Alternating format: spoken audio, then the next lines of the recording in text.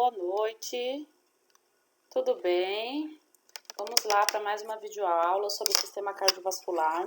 Hoje nós vamos estar encerrando esse conteúdo, tá? Então, essa aula compreende a parte 3 do conteúdo de sistema cardiovascular. Hoje nós vamos estar falando então, pessoal, novamente, né, sobre o ciclo cardíaco, que é o evento cardíaco que ocorre do início de uma batida até o começo da seguinte.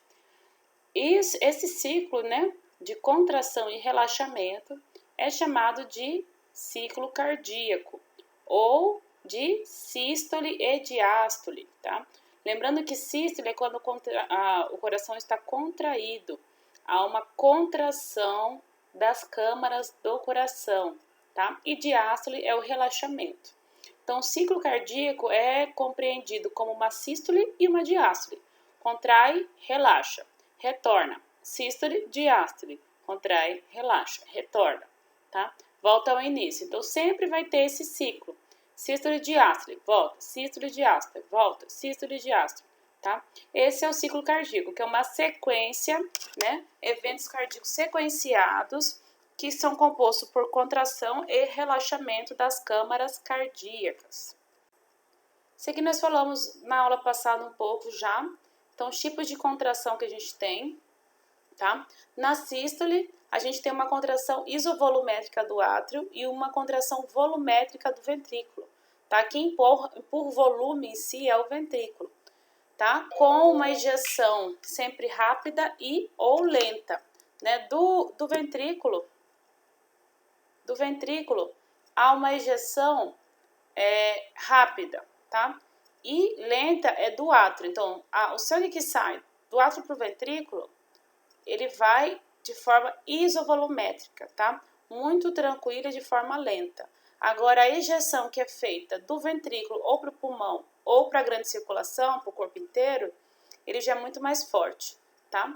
Então, é uma contração muito mais rápida. Quando eu falo de diástole, aí vai ter uma diástole também do ventrículo e do átrio, tá? Agora nós vamos falar um pouco sobre circulação, sistema circulatório, sobre a pequena e a grande circulação.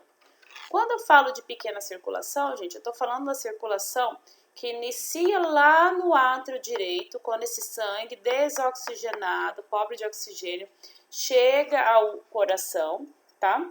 E o ciclo que ele faz dentro do coração, aí ele vai para o pulmão, sofre hematose, quando ele volta, ele vai voltar o sangue arterial, que é o sangue vermelhinho, e depois ele vai sair para todo o corpo.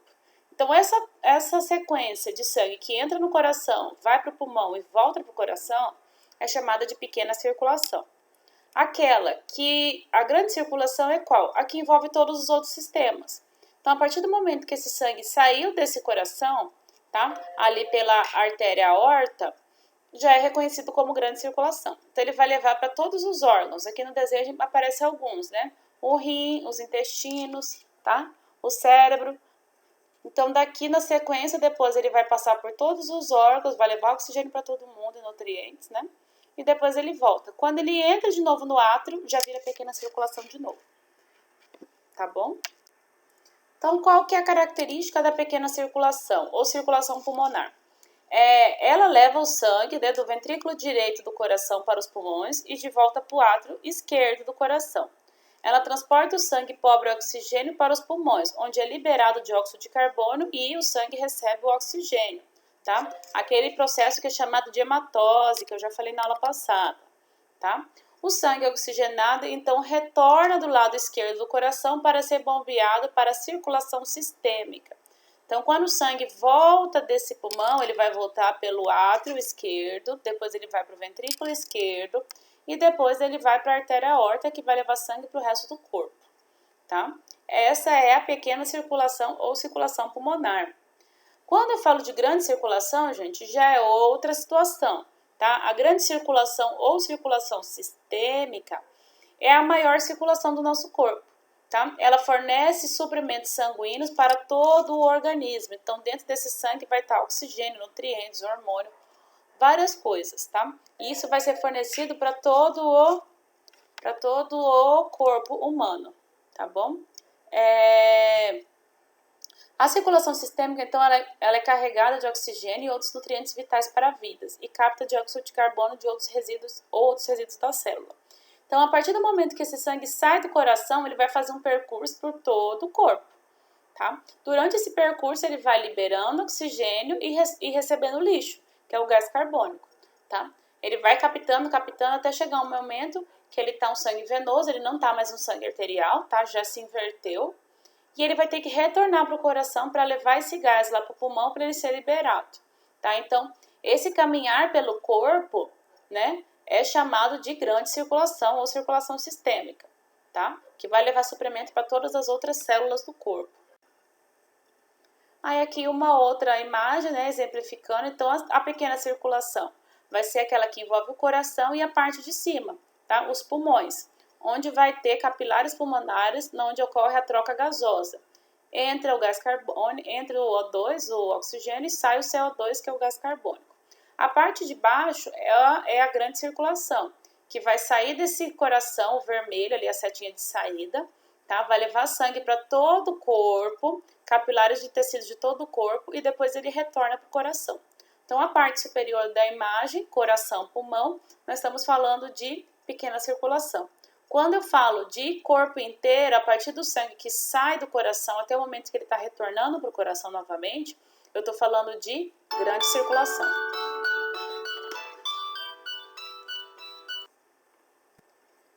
Entendido, pessoal? Vamos dar continuidade.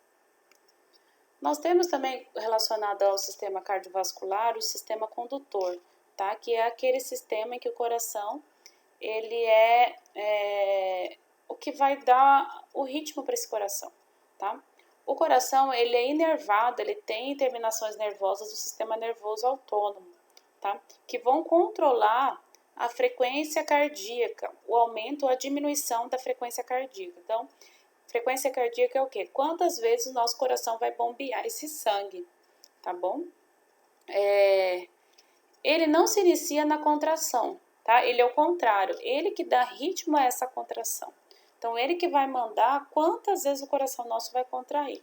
Pensando que a gente não tem um estado linear, tá? Quando a gente está deitado, a gente vai ter um ritmo cardíaco. Quando a gente está sentado, é outro, tá? Então, dependendo de como que tá o estímulo corporal, como a gente se apresenta, como o corpo está, a frequência cardíaca do corpo vai se manter tá? Pensando também que a gente tem um valor mínimo e máximo, tá bom? Então, não pode extrapolar esses valores também.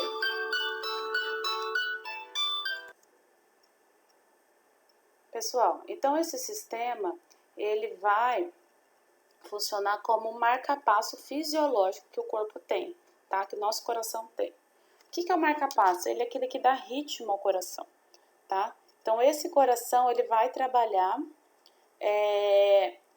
a partir do ritmo que esse marca-passo fisiológico nosso dá, tá? Então, quantas vezes o coração vai contrair, quantas vezes, se precisa de mais, se precisa de menos, né? Essa frequência cardíaca é o sistema condutor que vai mandar.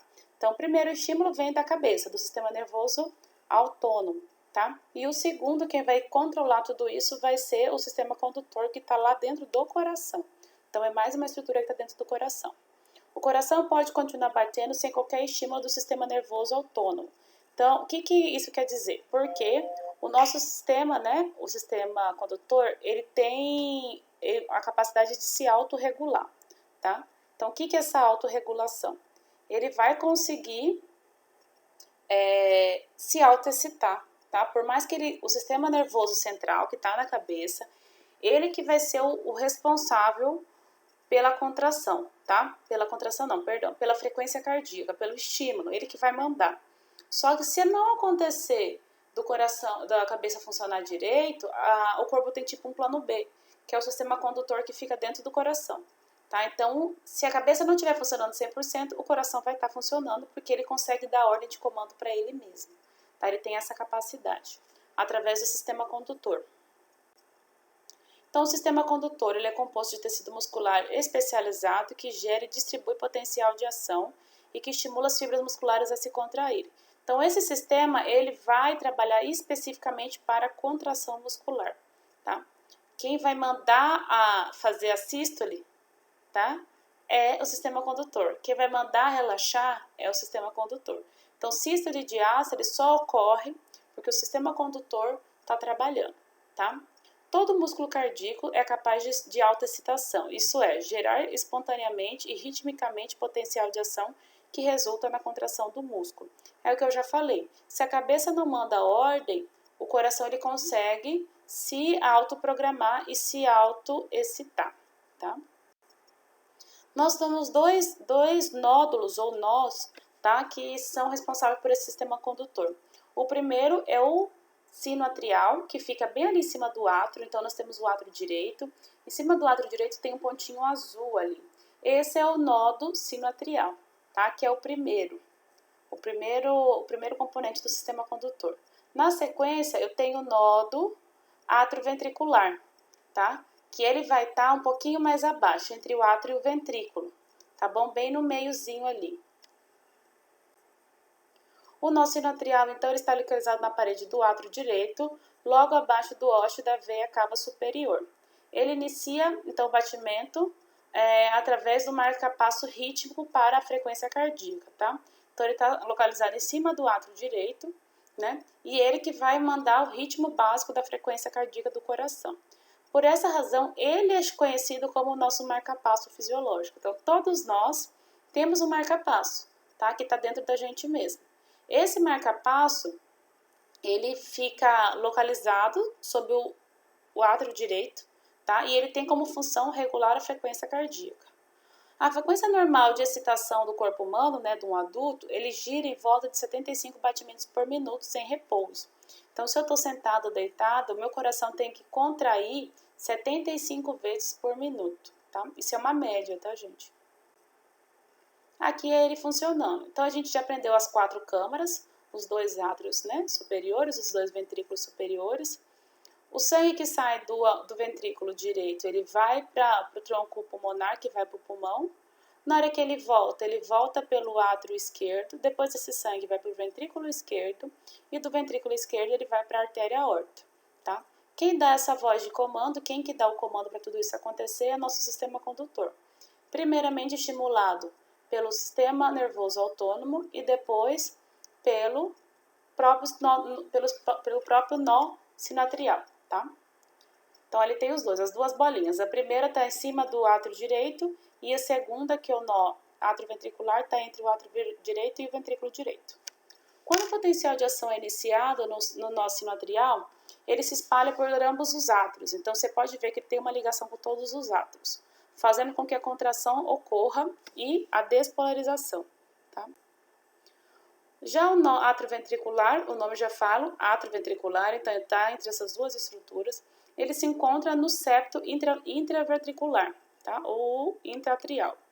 O potencial de ação se propaga rapidamente do nó sinoatrial através dos átrios e vai chegar até o nó atrioventricular. Do nó atrioventricular, o potencial então desacelera consideravelmente. Isso dá o potencial dos átrios de transferir seu conteúdo sanguíneo para os ventrículos e terminar sua contração até que o ventrículo comece a sua.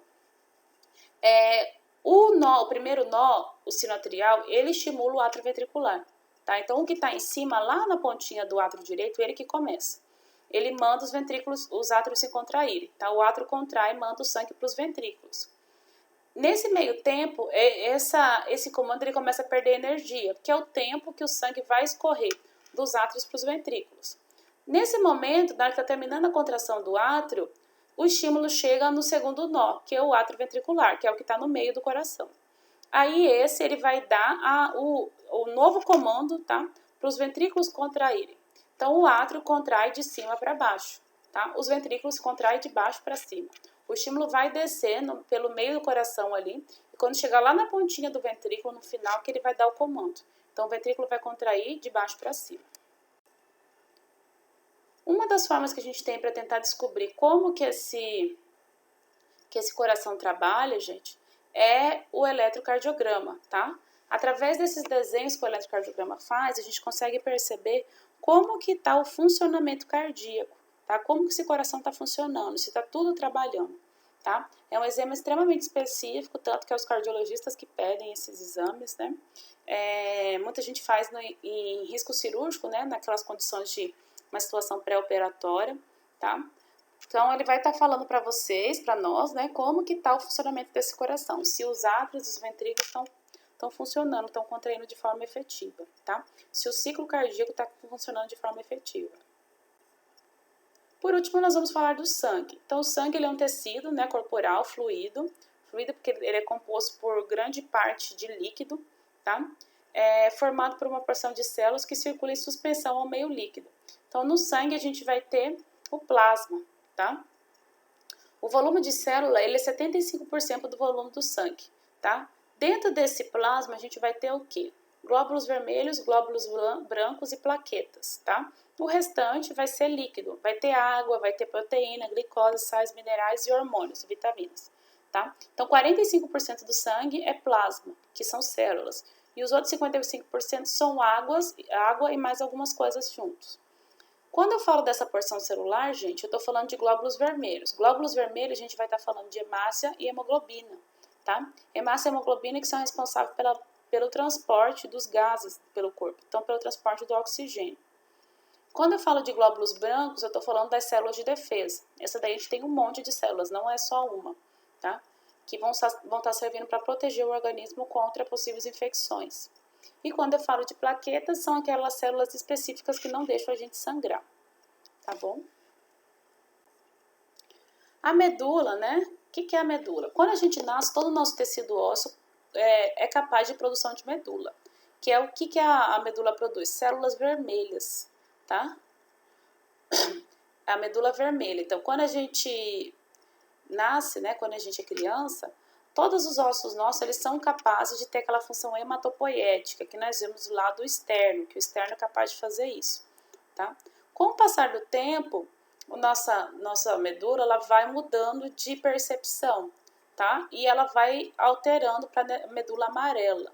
Então, não vai ser todas as células que vão ter a capacidade de produzir células novas, tá? Quem vai ter essa capacidade vai ser alguns ossos específicos. Então, no adulto, apesar de alguns ossos continuarem com essa função de produzirem células novas, não são todos, tá? A gente vai ter algumas nas costelas, nas vértebras, tá? Algumas já nos ossos longos e no interior do crânio e no externo. Então, cada vez menos ossos vão ter essa função hematopoética. Em condições normais, a medula do adulto produz diariamente 175 bilhões de leucócitos, tá? 70 bilhões de neutrófilos e 175 bilhões de plaquetas. Então, ele vai produzir, além de células vermelhas de plaquetas, ele vai produzir também células de defesa, tá? Células de defesa também. Então, todas as nossas células são renovadas, tá? Diariamente. O volume de sangue de um ser humano normal, né? Isso é uma média, é de 7 a 10% do seu corpo normal. Então, em média, nós temos de 5 a 6 litros de sangue. Lógico que isso vai se alterar através da altura, a partir da altura e do peso, tá? Então, onde está nosso sistema hematopoético, tá? Que é o que produz células novas? Dentro dessa medula amarela que está dentro do osso, tá? O famoso tutano, tá bom? Então, essas células ali que vão estar trabalhando nessa produção de células novas.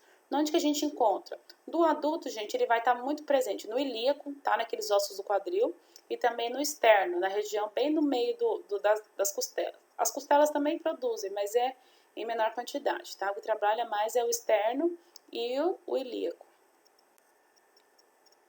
Então, as células vermelhas, né, os glóbulos e plaquetas, são células de medula óssea que são produzidas através do sistema hematopoético ou hematopoiese. Essas células vermelhas, então, que eu disse, elas são formadas pelas hemácias e pela hemoglobina, tá? Elas que dão a cor vermelha para o sangue e são responsáveis pelo transporte de gases, do oxigênio e do gás carbônico. Já os glóbulos brancos, né, que são as células brancas, são, na verdade,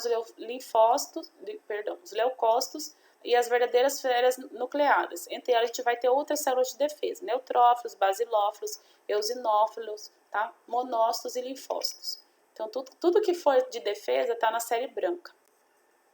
A célula sanguínea tem uma vida curta, né? Estima-se que Uma hemoglobina, uma hemácia, ela dura em média 120 dias, tá? Então, a cada 120 dias, a gente já renovou todas as células sanguíneas vermelhas do corpo. O glóbulo branco, né, as células de defesa, elas vivem menos tempo, uma vida média de 1 semana. E as plaquetas, 9 dias, tá? Então, por isso que o nosso corpo sempre está produzindo, porque sempre morre, sempre está produzindo mais. Há, portanto, células permanentes morrendo, sendo destruídas, eliminadas ou substituídas por células sanguíneas novas, tá? Então, isso é um processo. Sempre está morrendo e sempre está nascendo. Aí, aqui só para fixação. Esse aqui é um corte para mostrar a diferença das células, tá? De forma. Esse aqui vocês vão ver em histologia e citologia. Um pouco do transporte de gás, depois na próxima aula eu vou falar mais sobre isso.